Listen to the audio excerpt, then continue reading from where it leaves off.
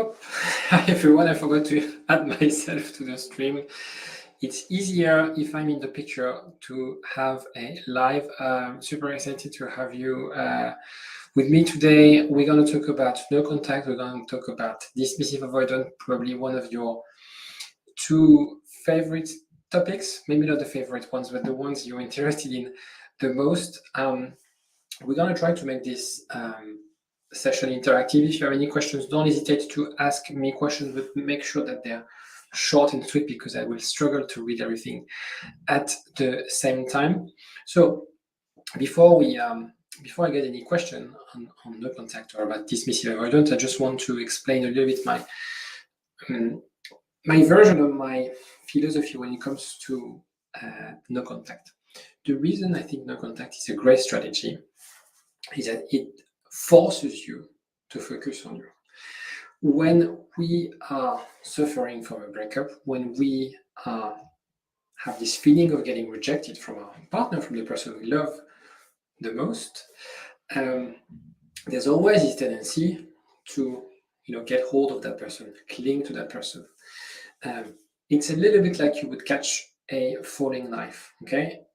It's intuitive, there's a reflex, we want to do it, there's an urge to do it, but it's not necessarily a great idea. So for me, no contact, as a therapist, for me, no contact is primarily a tool to create an environment that will help you to heal, will help you to reflect, will help you to grow. And you cannot get back with an ex if you don't do those things, first of all. So, of course, everything is linked, is interlinked, but for me, the primary advantage of no contact is this. If you let's start with that. How many of you are in no contact, or how many of you, what's your situation at the moment? Are you in no contact? Are you thinking about no contact?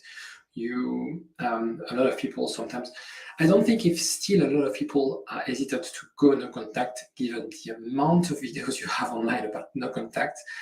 I actually haven't done tons of videos about no contact because it's A, self-explanatory, and B, there's tons of videos.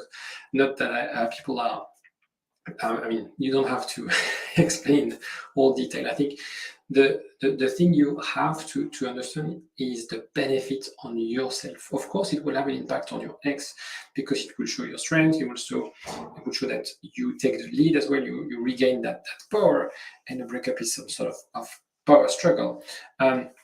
So let me know in the comment section in the chat if you are in no contact again after last meeting. Okay, that's a very good point because sometimes no contact can also be a strategy to recreate that dynamic, to assess things that.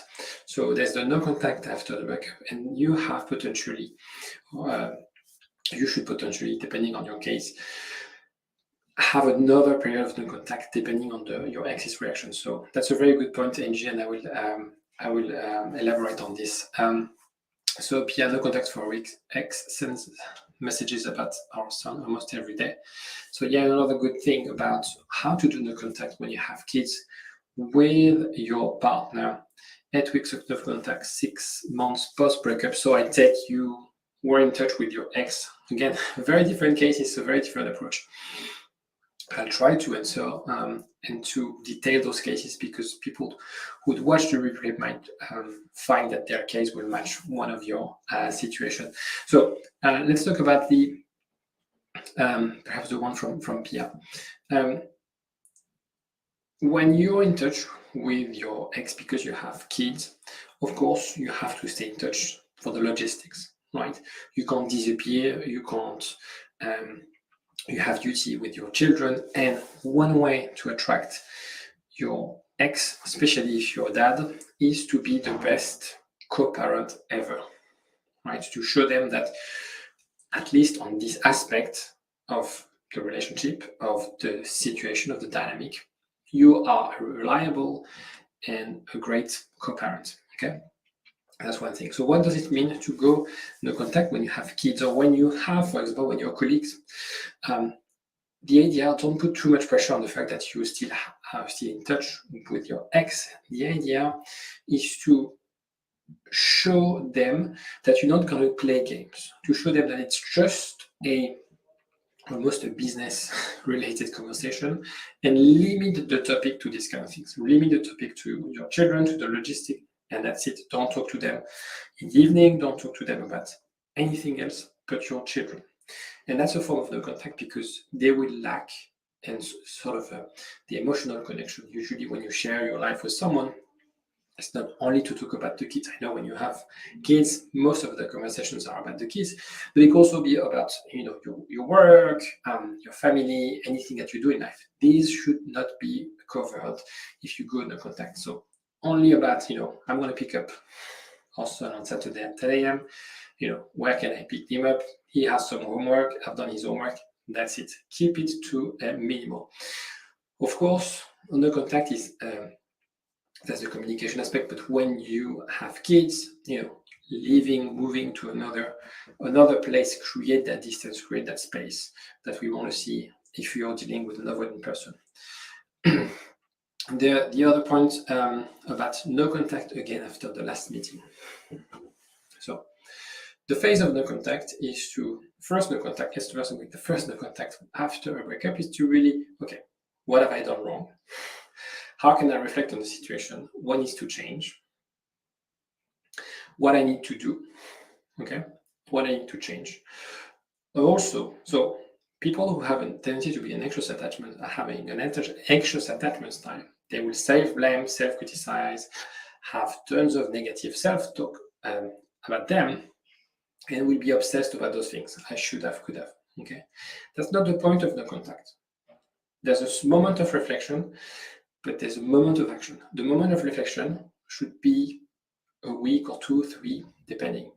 I actually designed a framework that I introduced last week to help people be more secure. And I started, so basically it's the first course I'm going to launch. This course will help people whether they want to heal from a breakup or whether they want to get back with their ex, because it's the same process. It's about how you can gain more security and inspire your ex to feel that this working can work, right? So, and on this framework, there's an introspection part, but it's only like 10% of the course, right? The idea here is not to go through through years of therapy, discussing about your childhood, discussing about your different traumas. If you need to do that, do it. And sometimes it's simple. It's very important if you have had traumatic childhood to unpack those things. But that's not the point of what we do. What we do is we use those information to move forward, okay? To really make a progress, to really change the way we think, to really change the way we engage with people around us. So it starts with your partner, but it's also about anyone in your life. So that's why I think I started with this course on how to be more secure. First, because it will also have an amazing, tremendous impact on your life, with your colleagues, with your family, with your friends, with anyone you're in touch with. So that first phase of no contact is to really get that time to reflect, to work on your things. A relationship is about 30 hours per week of time. So those 30 hours, rather than, of course, you're watching videos online, that's fine, but try to find also other activities which are about self-care, about managing your emotions, about how you can unpack, how you can work what's called the internal working models or relationship working models. You learn, again, you guys are really expert now when it comes to attachment theory. So what can you learn from this? What can you change? How can you change the lens of how you see the life, the internal working models? And from those things, you will also need to look at emotional regulation, self-care, and so on. So we do tons of content with Elizabeth, providing you a lot of content for you to have the tools, the practical tools to move forward. And it's way easier to do those things to, for instance, think about emotional regulation if you don't have any disruption from your ex. Because anytime you're in touch with your ex, yes, you have this fix of dopamine, right, intake that you miss. But at the same time, that will project you in this cognitive dissonance of, I'm single, he rejects me, but he's still in touch with me. So that's not working for you. Now, going back to you getting a phase of the contact, and then there's always at some stage a phase of recontacting your ex-partner. And it's really about assessing. It's really about how you can get that person to where you want to be. When you're dealing with an avoidant, because that's the theme of this video, when we deal with an avoidant partner, we have to be very cautious not to trigger there or not to push them to deactivate. Okay, in attachment theory, when you're anxious, we hyperactivate, so we're more clingy than usual.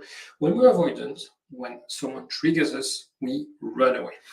Okay, so the idea is to really take your time, force yourself to be more secure than it needs in a normal relationship, to make sure that you bring that person to where you want. At some stage, and this is the phase where it's kind of hard to give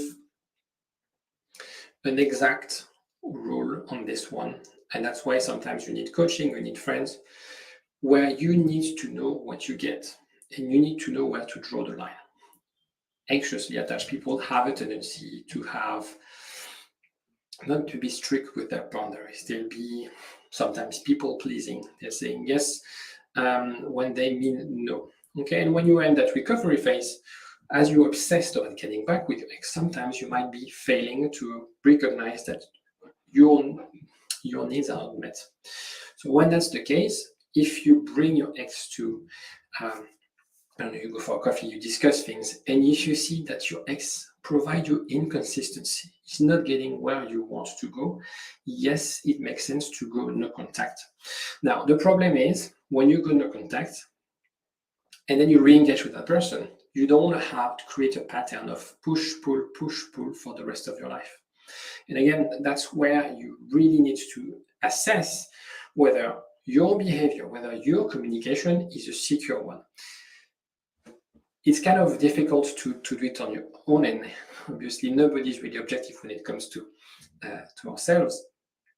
The idea here is to make sure that you came from a place of feeling insecure to a place of security, where potentially in the past you have had unrealistic needs or expectations from the relationship to realistic needs or expectation to a relationship. So one way to look at that is to discuss with someone you know who's secure and tell them, is that okay that I asked my partner to do this and that? At the end of the day, if you want to be happy in your relationship, you need to be with someone who would meet your needs.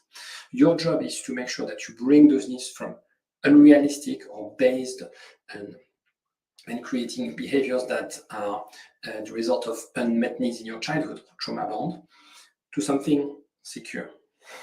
Sometimes, because it happens, regardless of the work we do, regardless of how we present ourselves, regardless of how secure we are, the avoidant, won't bite, won't invest, will always be in that working model where he or she feels that's too much work for me. That's not working for me. I can't give you what you want. And this is when you have to understand whether this phase of recovery, this obsession about getting back with them, is something that's helping you or deserving you. I can't answer this question for you. You have to figure out yourself, but really being confident that you've done the right things, that you didn't press any buttons. Okay, so that's why this phase of no contact is to, when I have clients on WhatsApp, sometimes I say, okay, it's not leading anywhere. Let's assess his motivation. Let's assess her motivation. Let's assess whether they really want to work on things. People are more driven by fear than by interest. Usually a relationship starts because people fall in love, and it ends because of the fear.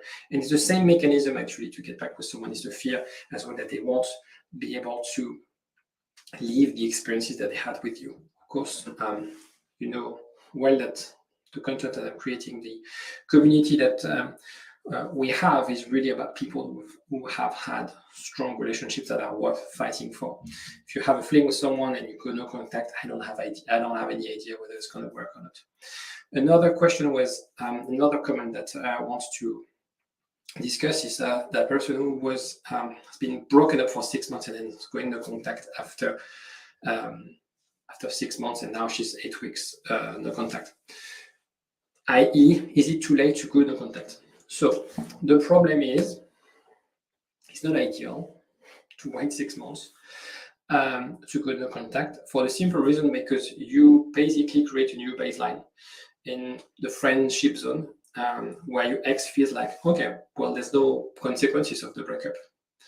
So it's hard to change the dynamic, because the idea is not to try to revive something that's there, try to maintain something that is broken that your ex rejects. The idea is to really put that aside and create something new. So when you live 6 months, it's harder because your ex now is getting used to see you as a friend or as someone who's important in their life, but not their partner. Okay, so a relationship recovery shouldn't take, for instance, like more than 6 months. I don't have, when I help my clients getting back with the ex, it takes sometimes more time, but we see progress. Okay, sometimes some of my clients are really patient, but I don't care and they don't care because they see progress. If you're in touch with your ex for 6 months and you see no progress, the evolution, the situation is the same, yes, you should go no contact. The same if you're in touch with your ex and you want to know whether you should go no contact or not. It's really about assessing the progress, assessing whether there's any motivation, any drive from there.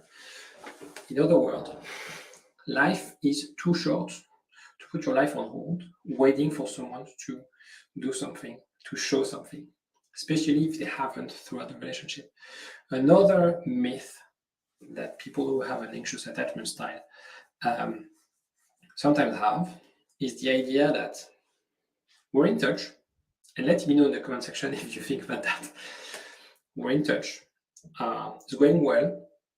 From 0 to 10, let's say it's a 5. 10 I being together, and 0 is blocking me or she's blocking me. We're kind of getting along and we see each other every now and then.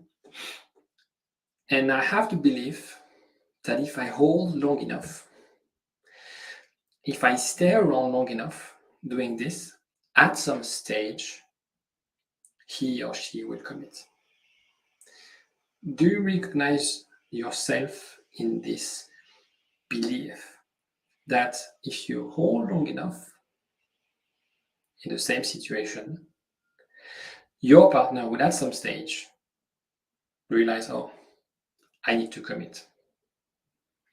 Let me know in the comment section and I'll have a look at the question in a minute.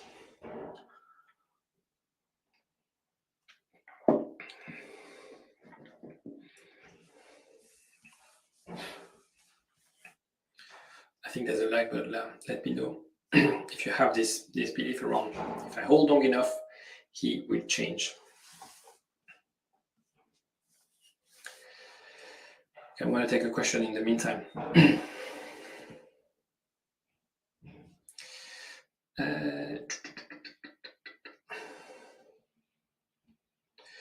Do they ever commit themselves? By definition, dismissive avoidance, they hate commitment, they are scared of commitment. Okay, so they avoid anything that will look like commitment. Okay, you have to understand that from a biological point of view, we all need to be attached to someone. Okay, for reproduction purposes, for safety purposes, and so on and so forth. So we still have this within ourselves. So avoidant, like myself, will tend to go against what's natural. Okay, with the idea that I'm self-sufficient, I don't need anyone in my life. So what happens if, because avoidance can fall in love. Okay, the problem is that the relationship seems too much work, or they don't have the tools, they don't have, they feel that they can't reciprocate love.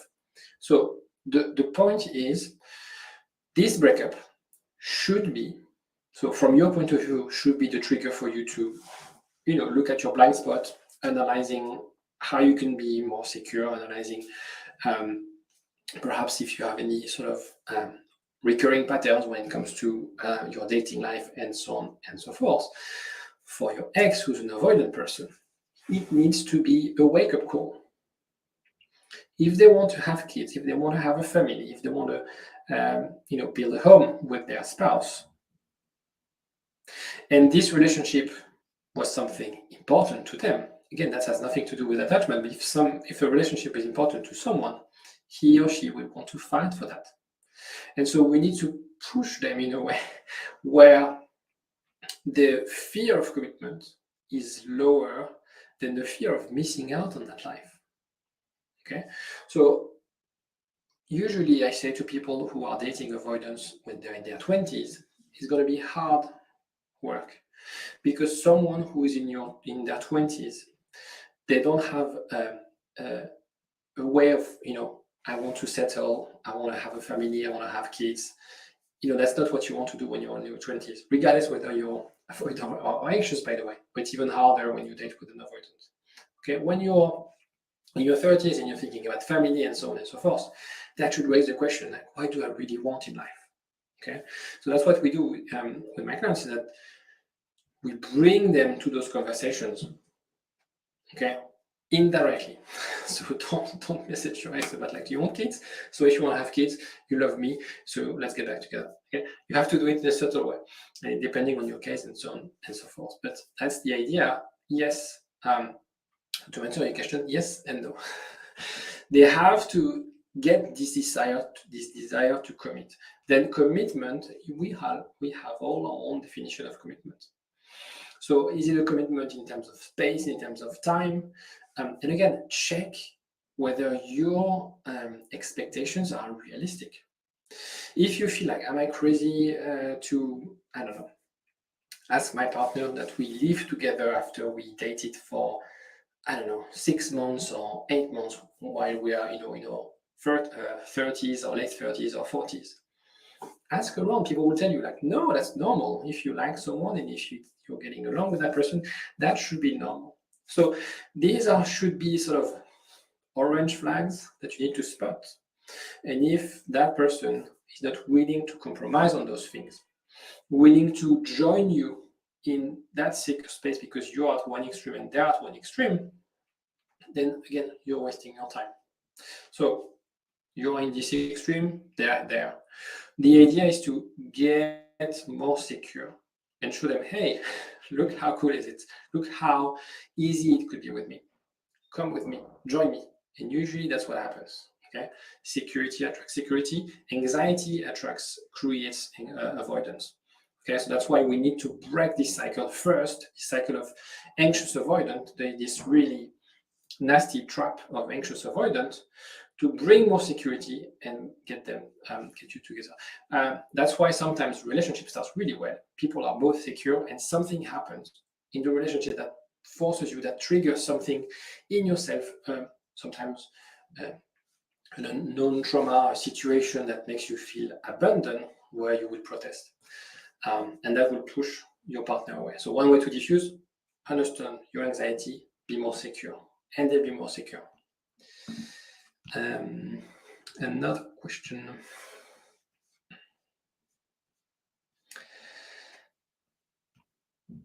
When do avoidance likely to unblock you? It's been 3 weeks since he blocked me while I was in no contact. So on this one, the blocking, unblocking, so there's few reasons why someone would block you. There's this potential element of he's not really taking it nicely, the fact that you decide, okay, you don't want me, I don't want to talk to you. And so there's sometimes this ego move, like, okay, then if you don't want to talk to me, then I remove you from. In this one, it's really assessing, is again, as the ego and whether he wants to invest, whether he wants to create something with you. If his ego is stronger, if it's only about himself, you have your answer. There's no point trying to pursue something. Now, the blocking thing is, we don't have time to discuss about that, but usually people trigger someone to block you. You're getting blocked because, I'm not saying that's the case for you, but sometimes people are getting blocked, and then when you ask the question, they tell me, yeah, because I sent them a few messages, and then when you ask even more, like, yeah, I sent them quite a few messages. So it's a message to tell you stop. So at the end of the day, I don't know whether it will unblock you. It has nothing to do with being avoidant. I think it's mostly a message of, it's mostly a thing about, okay, for some reason, getting in touch with you, speaking with you, creates a, it's painful for me. Okay, whether they regret breaking up with you, whether they don't like the idea that you took control, or whether anything that the breakup made a lot of created a lot of resentment that pushed them to, look, I don't want to deal with you anymore. In any case, when someone blocks you, you have no option but to respect this, accept this, knowing that I think if you haven't done anything wrong, it's a very mature move. And I would think twice whether that person is the right person for me. Because that's also, if you think about conflict resolution, if you want to build something strong with that person, you need to find someone who's able to have conflict, healthy conflict. So dealing with conflict, dealing with resentment and fights, blocking that person is not an amazing sign, to say the least. How to get a fearful avoidant back if I was the dumper, anxious, preoccupied.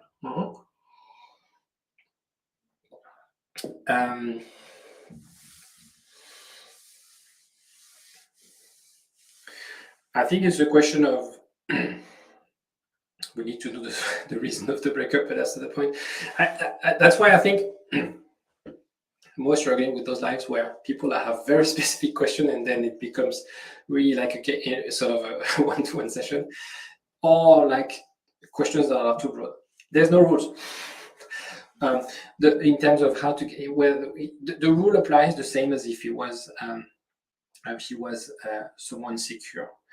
If you broke up with that person, then it's really about contacting that person, checking what happens. I guess if you're not in touch with that person, it's because you feel bad or you feel that they reject you. Well, fair enough, you broke up with them.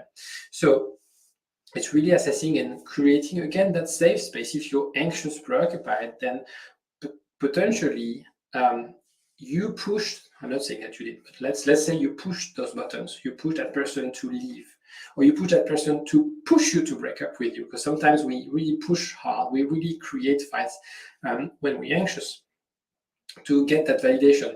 So there's something. One of the protest behaviors of anxious attached people is that they would pick a fight. And the idea of picking a fight is totally unconscious, of course. They would pick a fight to assess whether the person will take that back. Assess whether the person will actually, okay, no, I get it. You're important to me, etc., etc., etc. So perhaps you pick some fights, and up to a point where you feel like I've had enough. The reason, if you were the temper, is also assessing like why you broke up with that person and what's the potential. So actually, let's having a conversation about that, because I think most of the people watching this video, I don't like this word. If you have any other words, let me know. Are dumpies. The idea is to really understand why you broke up and what needs to change in that person if you want them back.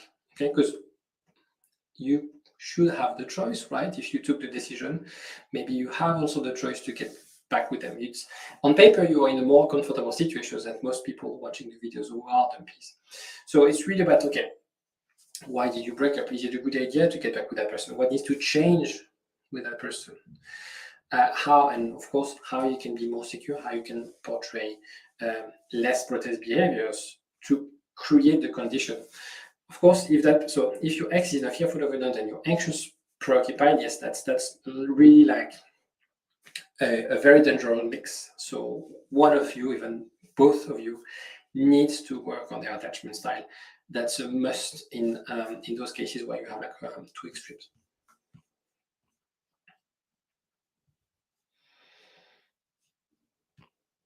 Let's take another video. I'm so sorry. I will probably answer the questions on the comment section later on. I'm glad you have a lot of questions, but I'm not sure will I be able to take all.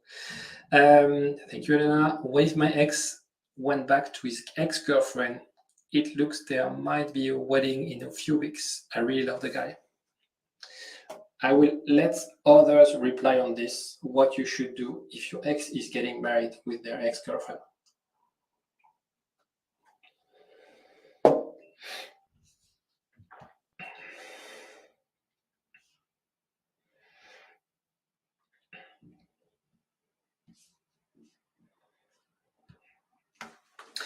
If an avoidant gets angry during no contact, will they get over the anger after a certain amount of time?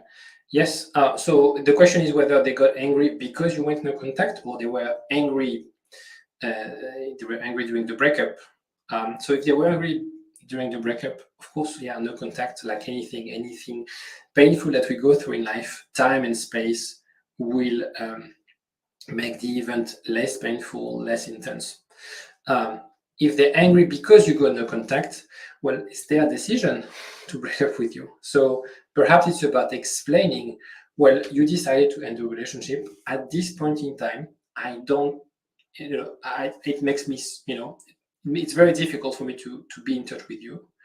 And I need that time to myself.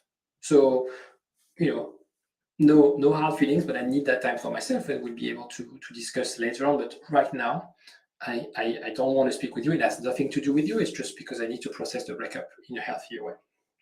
Okay? If they don't understand this, again, they're not the right partner for you. I feel that on this live, I'm going to push you to break up with your, or not pursue getting back with your ex. Does it happen that dismissive avoidants use their phantom ex as an excuse for breakup, even if they're not actually in contact with their ex anymore? Avoidants will come up with very creative ways to break up with you. It's very hard for them to confront people, to discuss things, to go in depth, to explain their emotional state, first because they don't necessarily know their emotions. They don't necessarily know how to communicate those emotions. It feels like bad to talk about your emotions. It feels like I'm weak to talk about things that will where we come across as vulnerable. So that's the internal working models of avoidance. And so they could pick saying like, I'm still in love with my ex to break up with you. Because maybe, I don't know, again, I don't know your context, but maybe they just fell out of love. Maybe they're not necessarily, the avoidance side is not the reason they broke up with you. Maybe they're just using this not to make you suffer. They think like, if I tell her or him that, I'm still in love with my ex, maybe they'll suffer less. I don't know. So it's really, on this time, it sounds like sometimes avoidant, not manipulative, but they're either secretive, or either they will come up with a narrative where you won't be able to argue, where you won't be able to discuss, because they don't like to discuss. They don't like to confront. Another question. Move on. Crash the wedding. Yeah, crash the wedding. That's the answer. Go at the altar and say, I don't like this way.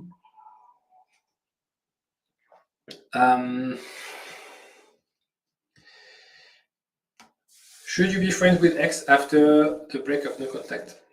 I did a video about friendship.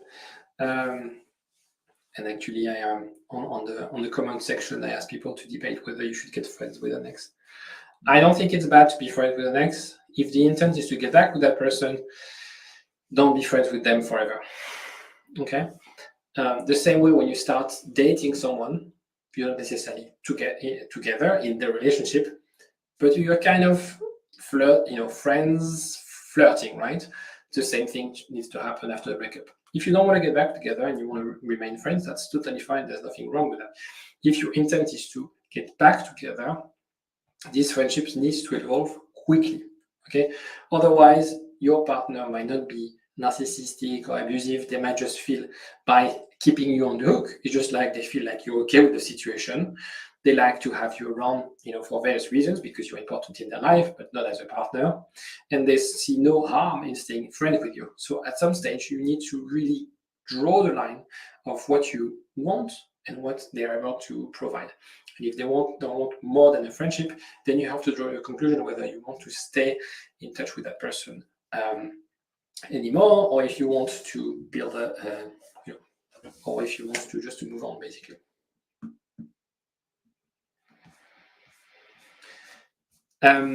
So another thing on dismissive avoidant and why no contact works in dismissive avoidant, and a few specific of dismissive avoidant and no contact.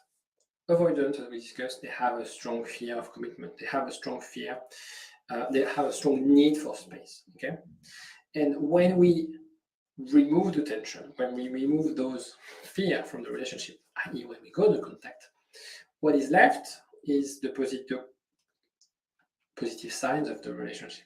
Okay, again, if you're watching this video and you're not sure about the feelings your ex had for you, what I'm about to say is that maybe not relevant. Now, if you know that your ex has had feelings for you, if you know that they potentially were still in love with you when they broke up with you, then when you remove the tension, when you remove things, they see the relationship in a different way. And that's what we talk about. The phantom ex, you can become the phantom ex, right?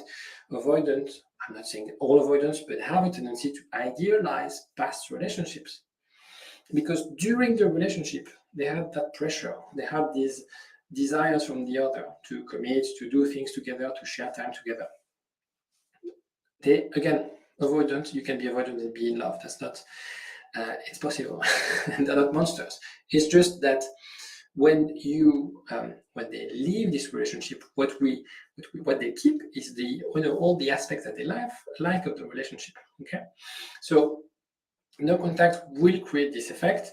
And of course, there's an element. So it's very interesting because anxious people, you might be thinking that anxious people have a tendency to cling and get to rebound relationship quite easily because they feel, again, I generalize, I'm not saying that that's the case for you and that's the case for every anxious people, but if you take a typical anxious attached person, that person tends to cling, to attach to someone, and they need that primary attachment figure.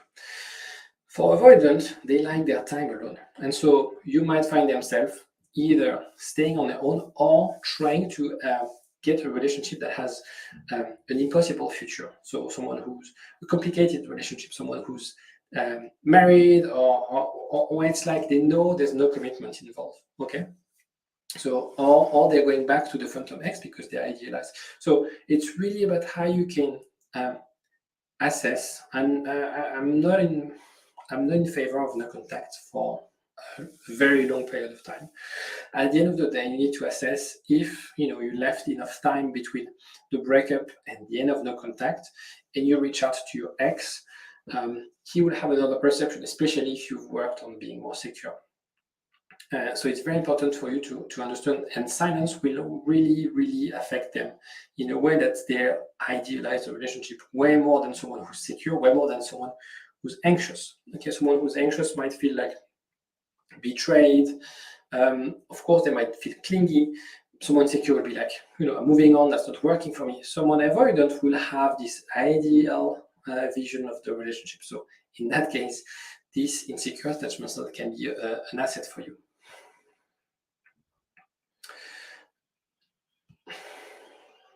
How long does it take to become a phantom ex? I don't know. Half a year? I don't know. It could be, I don't know. You can idealize an ex depending on the relationship, the length of the relationship with that ex. Could be, because you can also monkey branch. So you're thinking about, so that's what people might do, is like they think about their ex during the relationship. I actually wrote an article for Metro in the UK where we talked about living in the shadow of your ex, where I talk about that. I'm an anxious, preoccupied, 10 years married to dismissive avoidant, 3 children. She left 2 months after a 3rd child, and it's 10 months now, 56 even there in the contact earlier. And should I continue in the contact? No. I guess you have kids, so you're in touch with her.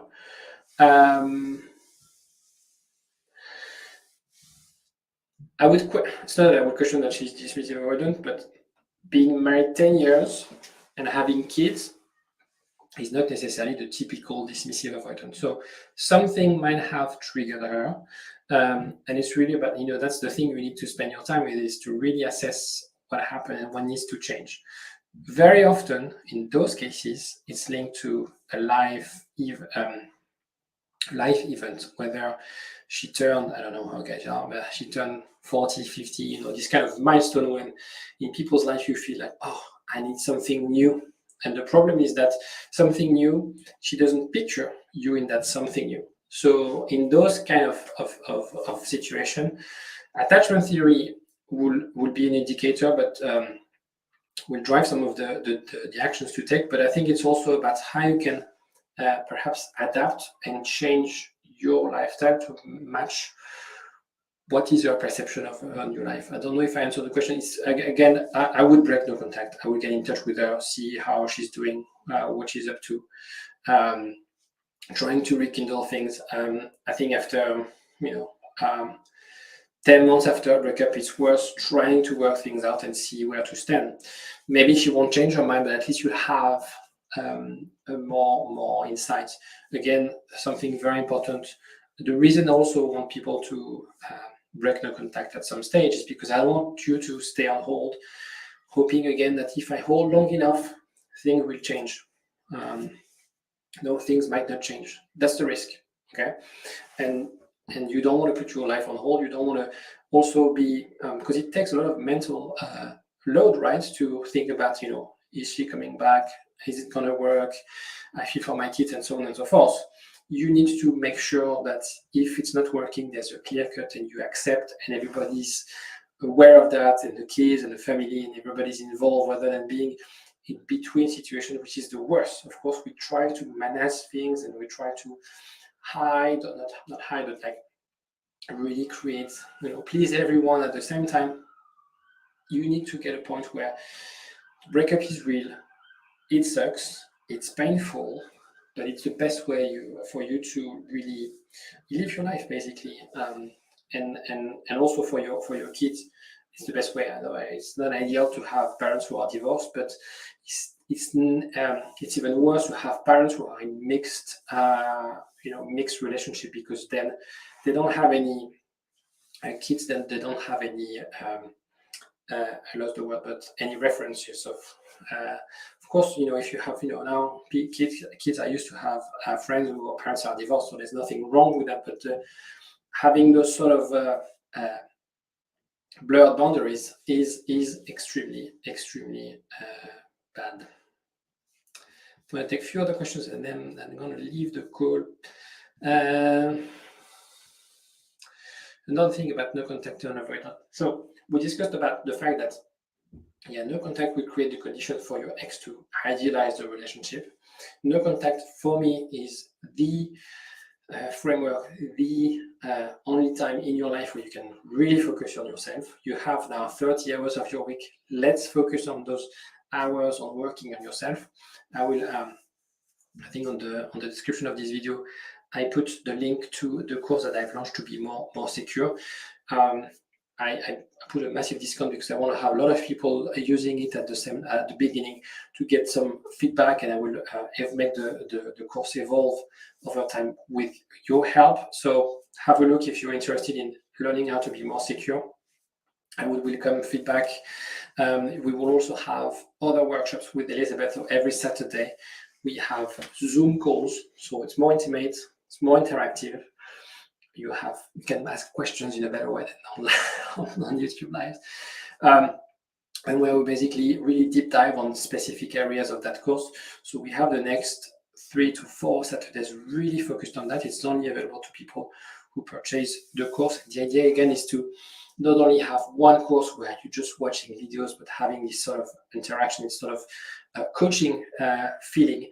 I saw another question coming up.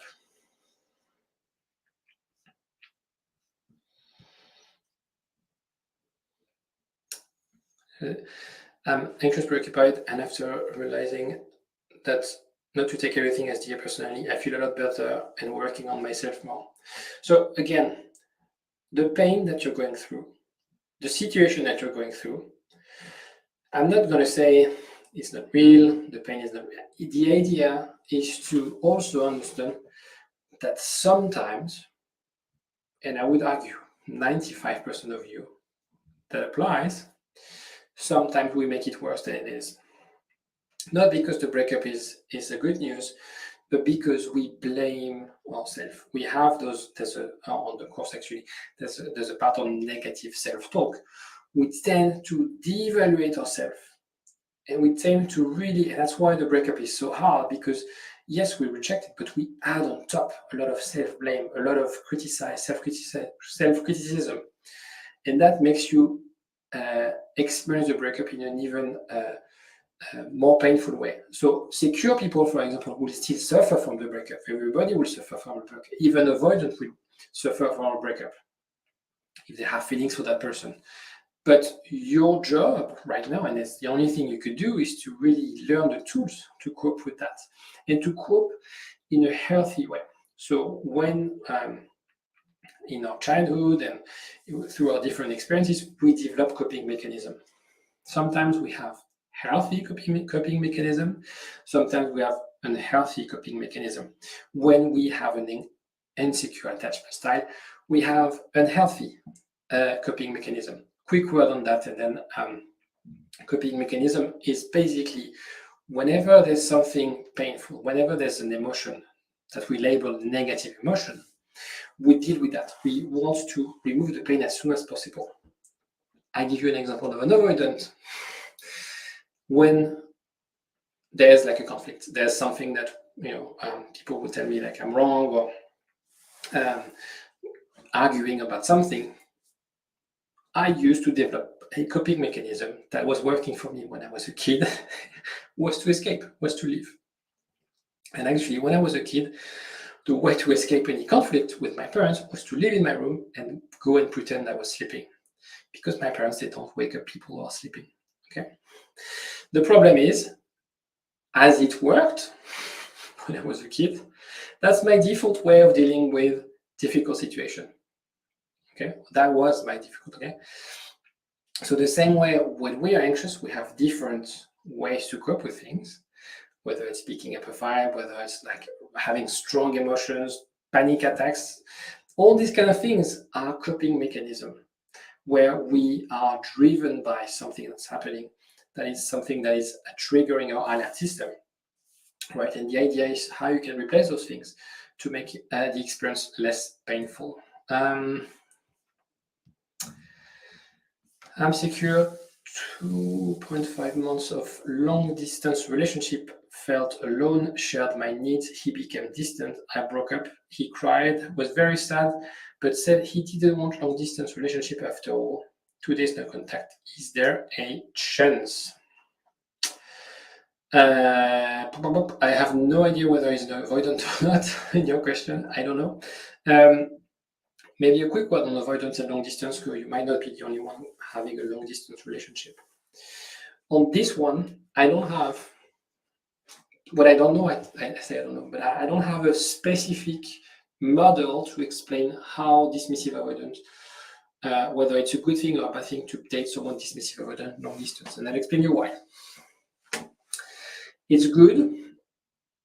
It's good because dismissive avoidance, they are scared of commitment, they're scared of spending too much time together, and they want their freedom. So long distance, it's really about having a relationship where there's no, they can do things on the week, during the week, or for a few weeks, and then see you. And when they see you, it's like everything is amazing.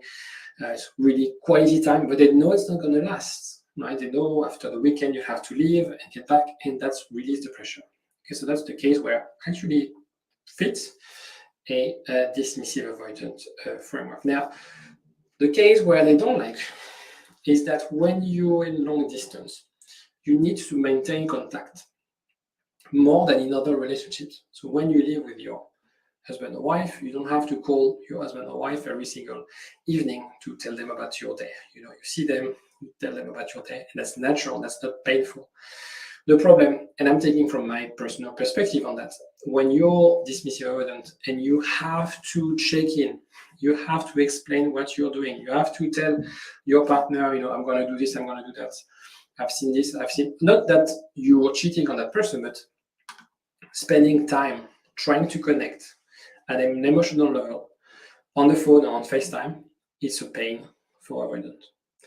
Now, going back to your question, if he doesn't want a long distance relationship, well, he doesn't want a long distance relationship. In any relationship, long distance relationship, it's definitely not a no-go. They could work, but you need first, and I think you're in that case where first to be able to sustain and build a relationship this way for 6 months, a year, and then have a clear plan, a clear desire to end up together at some stage. If you don't have those things, it's not going to work. It has nothing to do with him or you, and he might be sad, depressed that it's not working out.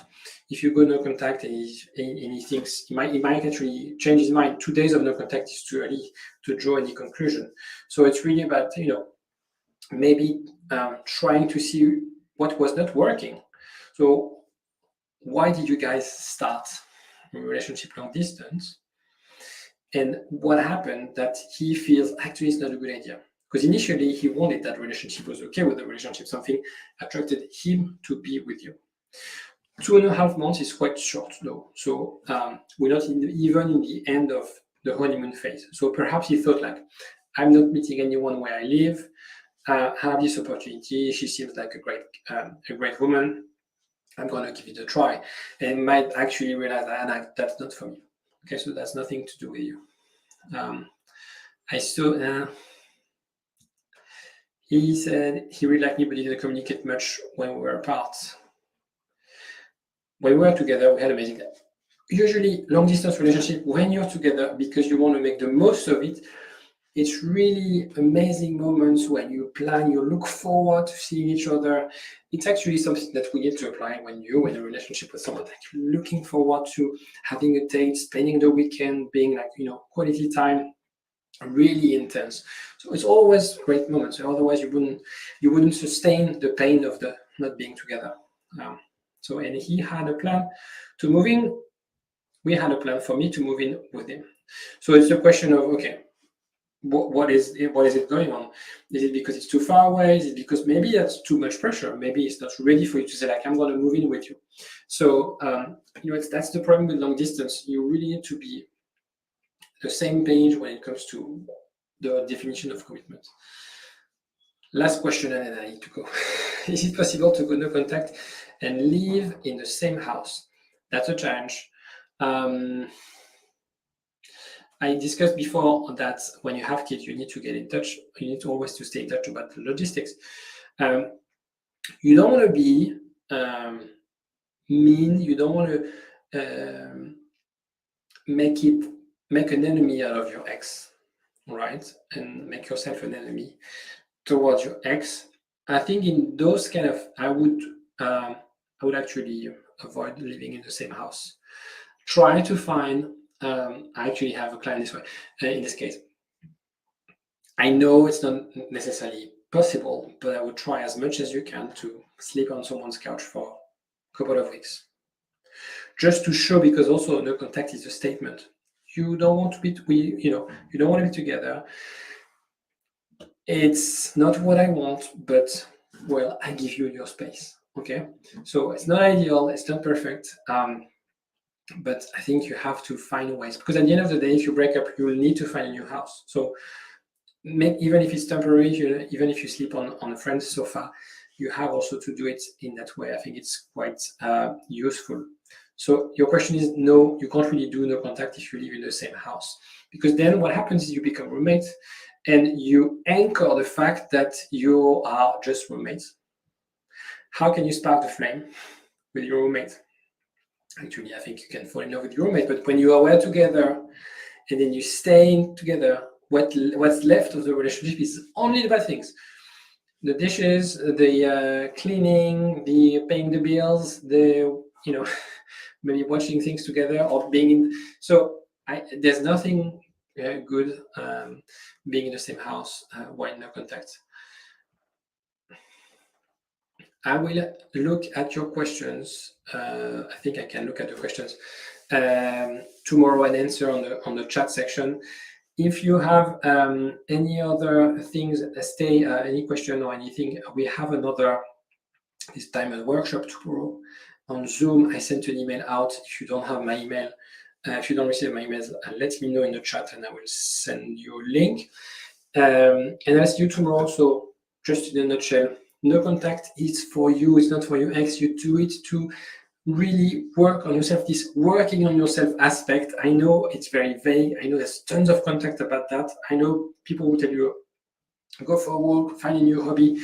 Of course, it's a little bit more complex than that. And that's why I created the course to really deep dive, have a look at the description to join. And as part of the course, we have other workshops on Saturdays with Elizabeth, who's a very experienced CBT, DBT and relationship coach, who will share with you all the tools that she uses with her clients as part of this program. And I will see you tomorrow on YouTube. I'll post a video, and on Zoom, for those who can join, we will talk about working models. We'll talk about internal working models. I mentioned that word in this live. I will discuss and deep dive on the working models, what it is, how it's affecting you, and how to change it. I will share with you a few strategies to change your working model and adopt a secure working model. Take care of yourself, guys. Bye-bye.